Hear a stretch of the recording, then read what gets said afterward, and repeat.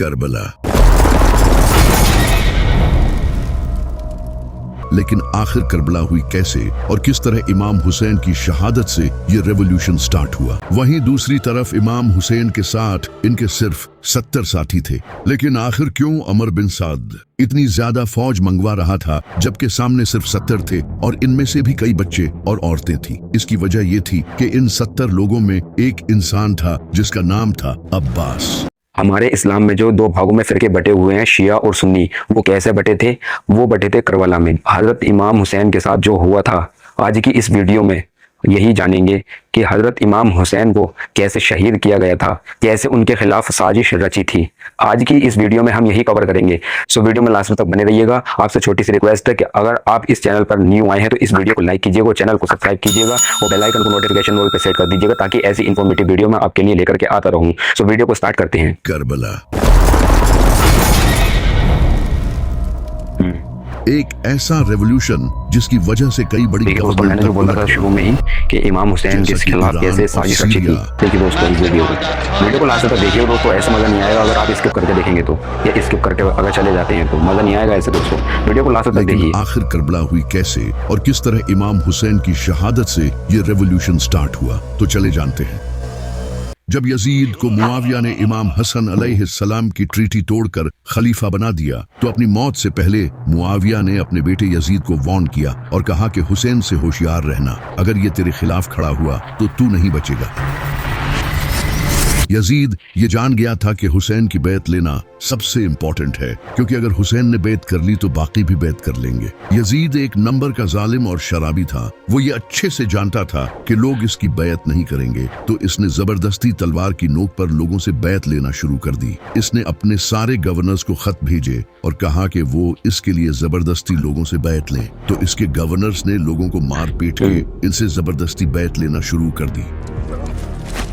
تبھی مدینہ کا گورنر ولید بن عتبہ نے امام حسین علیہ السلام کو رات کے وقت سیکریٹلی بلایا اور کہا کہ وہ یزید کی بیعت کر لیں، لیکن امام حسین علیہ السلام نے کہا کہ میں کبھی بھی یزید کی بیعت نہیں کروں گا۔ یہ کہہ کر امام حسین اسی رات اپنی فیملی کو لے کر مکہ چلے گئے، جہاں وہ کئی مہینوں تک رہے۔ جب امام حسین علیہ السلام مکہ میں تھے تو وہاں انہیں کوفے کے کئی لوگوں نے خط بھیجے اور کہا کہ ہمارا آپ کے سوائے کوئی امام نہیں، آپ ہمارے پاس آئیں، ہم آپ کا ساتھ دیں گے اور اس یزید کے خلاف لڑیں گے۔ تو امام حسین علیہ السلام نے مسلم بن عقیل کو کوفہ کی سچویشن کا جائزہ لینے کے لیے بھیجا۔ مسلم بن عقیل کوفہ پہنچے اور وہاں کے لوگوں نے ان کا اچھے سے ویلکم کیا اور 18,000 سے زیادہ لوگوں نے امام حسین کے ہاتھ پر بیعت کرنے کا وعدہ کیا۔ جب یزید کو یہ پتا چلا کہ میرے خلاف لوگ فوج کھڑی کرنے والے ہیں تو اس نے فوراً کوفہ کے گورنر نعمان بن بشیر کو ہٹا کر ان کی جگہ عبید اللہ بن زیاد کو گورنر بنا دیا تاکہ وہ وہاں جا کر اس موومنٹ کو ختم کر سکے۔ تو عبید اللہ بن زیاد بڑی ہی چالاکی سے رات کے اندھیرے میں امام حسین کی طرح کے کپڑے پہن کر اور اپنا منہ چھپا کر کوفہ میں انٹر ہوا۔ جب لوگوں نے اسے دیکھا تو انہیں لگا کہ امام حسین انہیں لیڈ کرنے آئے ہیں۔ لوگ خوشیاں منانے لگے اور اس کے ہاتھ چومنے لگے۔ اس وقت الیکٹریسٹی تو ہوتی نہیں تھی تو رات کے وقت کسی کو پتہ نہیں چلا۔ عبید اللہ بن زیاد کوفہ کے محل میں انٹر ہو گیا اور اگلے ہی دن اس نے اپنی اصلیت لوگوں کے سامنے ظاہر کر دی اور کہا کہ جو بھی حسین کا ساتھ دے گا اس کا انجام بہت برا ہوگا۔ اس نے مسلم بن عقیل کو بھی پکڑ لیا اور انہیں محل کی چھت سے پھینک کر شہید کر دیا، اور جو بھی لوگ امام حسین کا ساتھ دینے والے تھے ان میں سے کئی لوگوں کو شہید کر دیا اور کئی لوگوں کو جیلوں میں ڈال دیا۔ امام حسین علیہ السلام اس وقت تک کوفے کی طرف اپنی فیملی کے ساتھ نکل چکے تھے، کیونکہ وہ پچھلے 4 مہینوں سے مکہ میں ٹھہرے ہوئے تھے اور حج کے موقع پر کئی ہزار مسلمان آ کر انہیں فالو کرنے کا وعدہ کر رہے تھے۔ یزید کو جب یہ پتا چلا تو اس نے اپنے کچھ بندے احرام کی حالت میں امام حسین علیہ السلام کو شہید کرنے کے لیے بھیجے۔ جب امام حسین کو اس کا پتا چلا کہ یزید نے انہیں مارنے کے لیے جاسوس بھیجے ہیں تو انہوں نے مکہ چھوڑنے کا فیصلہ کیا اور جانے سے پہلے خطبہ دیا اور کہا کہ جو ہمارا ساتھ دے گا وہ شہید ہوگا और जो पीछे रह जाएगा वो कभी भी उस अजीम कामयाबी को हासिल नहीं कर सकेगा। ये कहकर इमाम हुसैन अलैहिस्सलाम कूफे की तरफ रवाना हो गए, लेकिन इन्हें ये नहीं पता था कि कूफा में उबैदुल्लाह बिन ज़ियाद ने कब्जा कर लिया है। इनके कई साथियों ने इन्हें वहां जाने से मना भी किया, लेकिन इमाम हुसैन अलैहिस्सलाम टोटल 70 से 80 लोगों के साथ कूफा की तरफ रवाना हो गए। वो किसी जंग के लिए नहीं जा रहे थे, बल्कि अपनी फैमिली के साथ कूफा के लोगों से मिलने जा रहे थे। ये अजीम काफिला रेगिस्तान में अपने सफर पर रवाना था कि तभी इन्हें मुस्लिम बिन अकील की शहादत की खबर मिली, जिसे सुनकर इनके कई साथियों का मोराल टूट गया और कुछ लोगों ने वापस जाने का सोचा।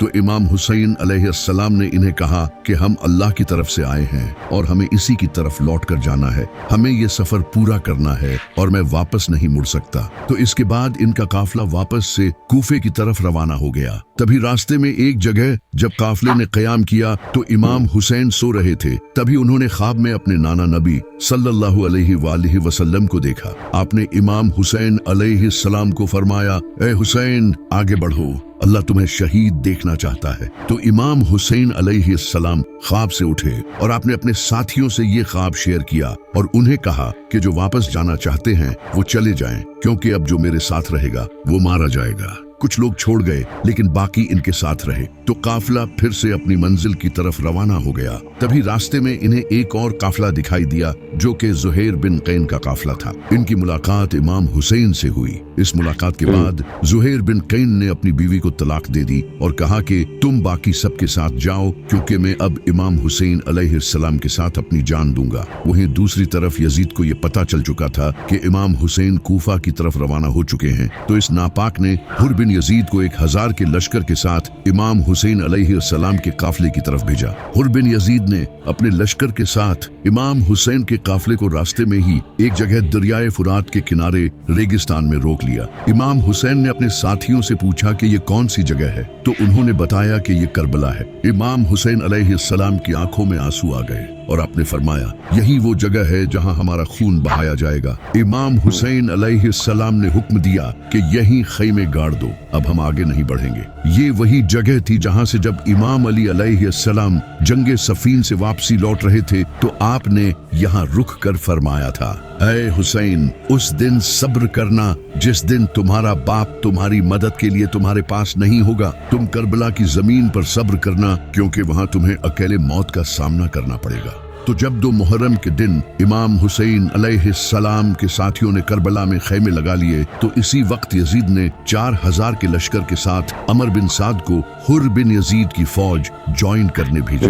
इससे हुर बिन यजीद की फौज और ज्यादा बढ़ गई। इसके अलावा भी अमर बिन साद यजीद से और ज्यादा लश्कर मंगवाने लगा, जिसके बाद इसकी फौज 1000 से 30,000 हो गई। वहीं दूसरी तरफ इमाम हुसैन के साथ इनके सिर्फ 70 साथी थे। लेकिन आखिर क्यों अमर बिन साद इतनी ज्यादा फौज मंगवा रहा था, जबकि सामने सिर्फ 70 थे और इनमें से भी कई बच्चे और औरतें थी? इसकी वजह यह थी कि इन 70 लोगों में एक इंसान था जिसका नाम था अब्बास। ये इमाम अली अलैहिस्सलाम के बेटे और इमाम हुसैन अलैहिस्सलाम के भाई थे। ये इतने बहादुर थे कि जब ये जंग में लड़ते थे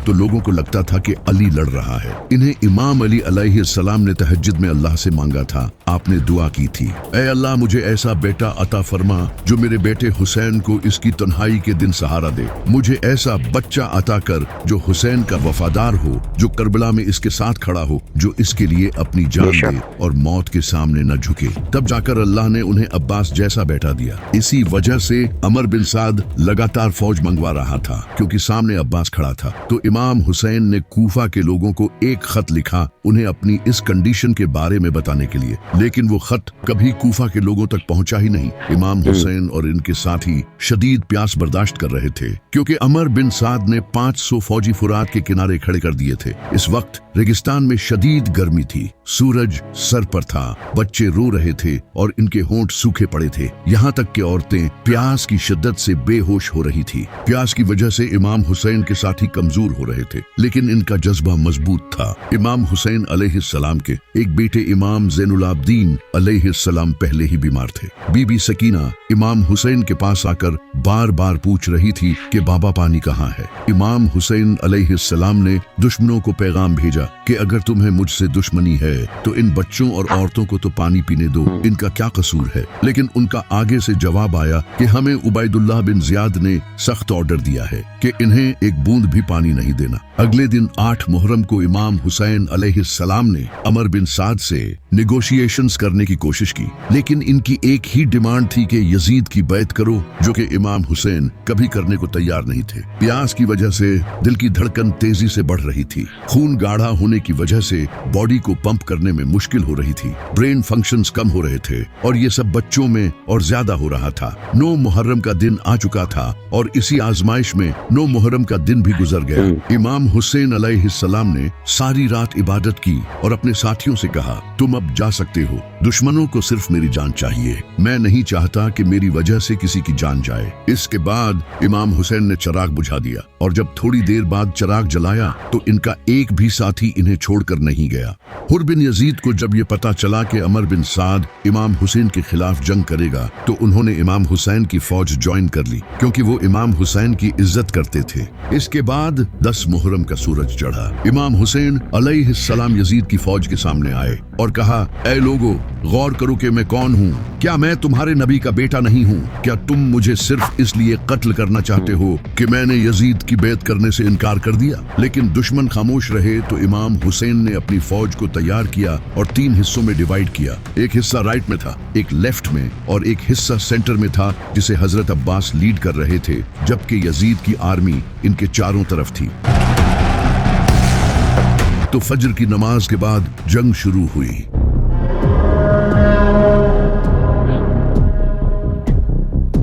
इमाम हुसैन अलैहिस्सलाम के कई साथी एक एक करके शहीद होते रहे। जब इमाम हुसैन के साथी शहीद हो गए तो इमाम हुसैन अलैहिस्सलाम के खूबसूरत बेटे जनाबे अली अकबर, जो कि नबी सल्लल्लाहु अलैहि वसल्लम के हम शक्ल थे, वो मैदान में आए और पुकारने लगे, मैं हूँ अली, अली के बेटे हुसैन का बेटा। हम नबी के घर वाले हैं और अल्लाह की कसम हम कभी भी बातिल के सामने नहीं झुकेंगे। जब यजीद की फौज ने जनाबे अली अकबर के चेहरे को देखा तो वो खामोश हो गए। कुछ ने तो नजरें नीची कर ली और कुछ ने अपने चेहरे फेर लिए, क्योंकि जनाबे अली अकबर नबी सल्लल्लाहु अलैहि वसल्लम के हम शक्ल थे। ऐसा लग रहा था जैसे नबी सल्लल्लाहु अलैहि वसल्लम ही मैदान में आ गए हों। इसके बाद वो आगे बढ़े और एक के बाद एक दुश्मन को मारते गए, लेकिन दूर से किसी ने इनके सीने में नेजा मारा,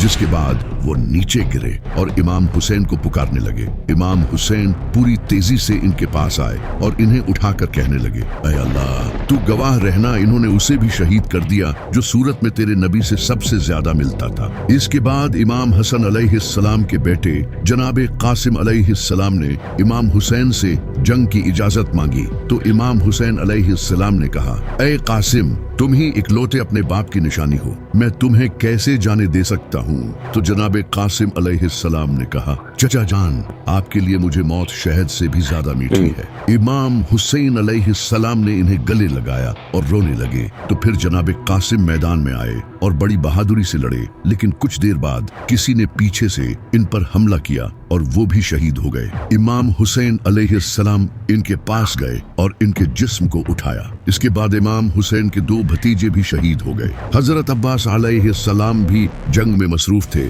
जब उन्हें बच्चों के रोने की आवाज आई तो उन्होंने इमाम हुसैन अलैहिस्सलाम से पानी लाने की इजाजत मांगी। इमाम हुसैन ने उन्हें इजाजत दे दी। इसके बाद हजरत अब्बास अलैहिस्सलाम अपने घोड़े पर सवार हुए और यजीद की आर्मी को चीरते हुए फुरात की तरफ बढ़े। वो रास्ते में आने वाले हर एक को खत्म करते गए और दरिया पर पहुंच गए। वहां पहुंचकर उन्होंने पीने के लिए अपने हाथों में कुछ पानी लिया, लेकिन जैसे ही उन्हें याद आया कि इनका खानदान प्यासा है तो उन्होंने पानी अपने हाथों से गिरा दिया। इसके बाद वो अपने मशकीजे में पानी लेकर अपने घोड़े पर बैठे और वापस खेमों की तरफ बढ़ने लगे, लेकिन तभी कुछ दुश्मनों ने इनके बाजू पर हमला किया और इनका एक बाजू काट दिया। उन्होंने दूसरे हाथ में मशकीजे को पकड़ लिया, लेकिन इनका दूसरा हाथ भी काट दिया गया। तो उन्होंने अपने मुंह में मशकीजे को पकड़ लिया, लेकिन इसके बाद उन्हें शहीद कर दिया गया। इमाम हुसैन हजरत अब्बास की तरफ बढ़े तो उन्होंने कहा, भाई मुझे माफ करना, मैं आपके लिए पानी नहीं ला सका, और ये कहकर वो भी शहीद हो गए।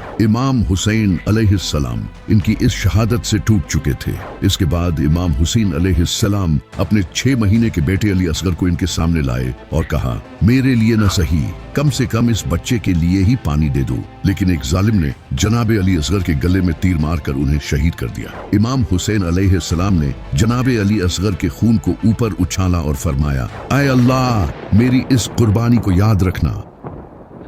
अब इमाम हुसैन के सारे साथी शहीद हो चुके थे और वो अकेले रह गए थे। इनके जिस्म पर कई जख्म थे और वो भी लड़कर थक चुके थे। ऊपर से प्यास की शिद्दत से जहां एक नॉर्मल इंसान के लिए हिलना तक मुमकिन नहीं होता, वो दुश्मनों के सामने डटकर खड़े थे। इमाम हुसैन अपनी फैमिली के पास गए, उन्हें अलविदा कहा और कूफा के लोगों को आखिरी खत लिखा और कहा, तुमने मुझे खत भेजकर बुलाया था, लेकिन अब तुम अपने वादे से फिर चुके हो। अब इंशाअल्लाह क़यामत के दिन मुलाकात होगी। इसके बाद वो अपने घोड़े जुल्जनाह पर सवार होकर हाथ में जुल्फिकार लिए मैदान में आए। इनके सामने हजारों का लश्कर था और वो अकेले थे, लेकिन हार मानने के लिए तैयार नहीं थे। एक तरफ वो तादाद में डायनासोर्स थे और दूसरी तरफ एक जख्मी शेर।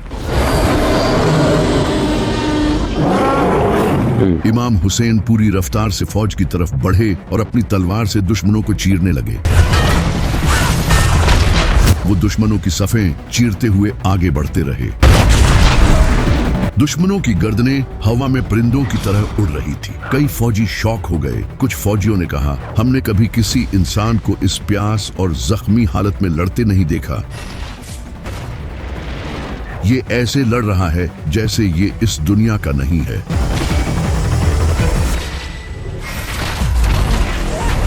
यजीद की फौज के कई कमांडर्स ने एक साथ हमला करने का कहा, लेकिन कोई भी इमाम हुसैन को फेस करने के लिए तैयार नहीं था। 10 फौजी एक साथ इमाम हुसैन अलैहिस्सलाम से लड़ने आते, लेकिन फिर भी वो इनका मुकाबला नहीं कर पा रहे थे।